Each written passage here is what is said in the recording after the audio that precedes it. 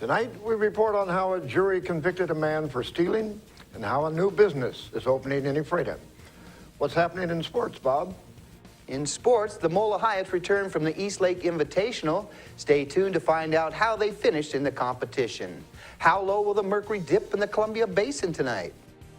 And from the weather department, we are trying to stay warm somehow. It is just bitter cold, and old man winter's not letting go anytime soon.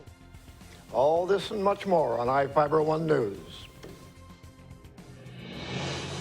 From the iFIBER 1 HD studio here in the heart of the Columbia Basin, this is iFIBER 1 News.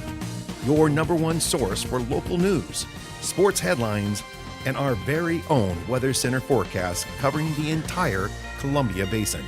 This is iFIBER 1 News, and it starts now.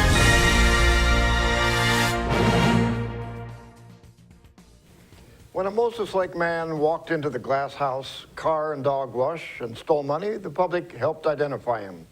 Now a Grant County jury convicted Alex Taviv, a 49-year-old man, of burglary in the 2nd degree and theft in the 3rd degree. Taviv has no previous convictions and faced between 1 and 3 months in jail for the crimes. But Judge Evan Spurline sentenced him to 20 days in jail, 20 days of community service, and to repay $645 to the glass house car and dog wash. He walked into the car wash office and stole the cash.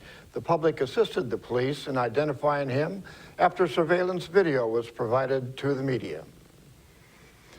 A new business is opening its doors in Ephrata and offering something different for lunch. Reporter Courtney Vasquez has the story. Pita Pit is set to open on Monday in Ephrata.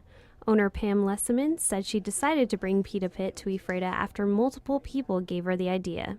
She has always loved Pita Pit restaurants, so she decided to contact the company. She received a response the next day. Lessiman said Pita Pit is a lively company. After training with the Pita Pit Corporation, she's found that the pita business is all about having a fun, friendly, and clean environment. The interior of the restaurant reflects the positive mood that Lessiman hopes to bring to the community. With plenty of seating, Lessiman expects to draw in a big crowd next week. She believes that the business will attract more than just Ephrata residents.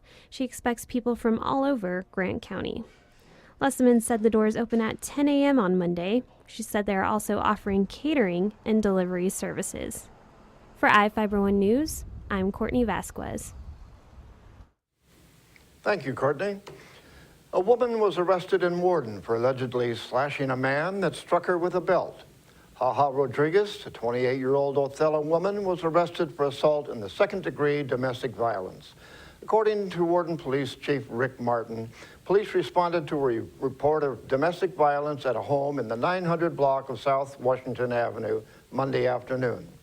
A 30-year-old man reportedly struck Rodriguez with a cotton web belt, and she retaliated by slashing him with a box cutter she had in her hand when she was hit.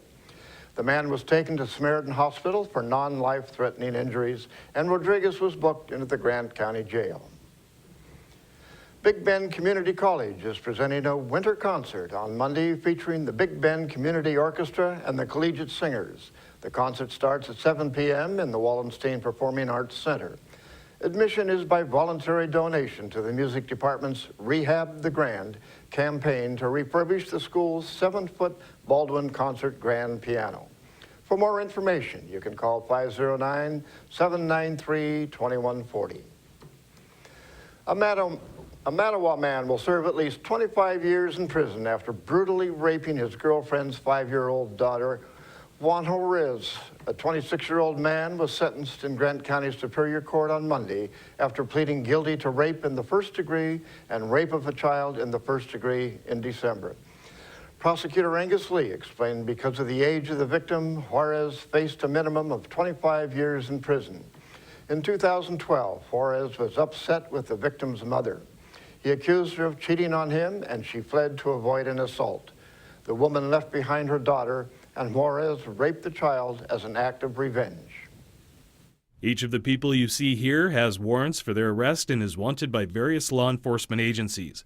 If you see any of these people, the Department of Corrections asks that you do not attempt to detain or apprehend them, but to call police.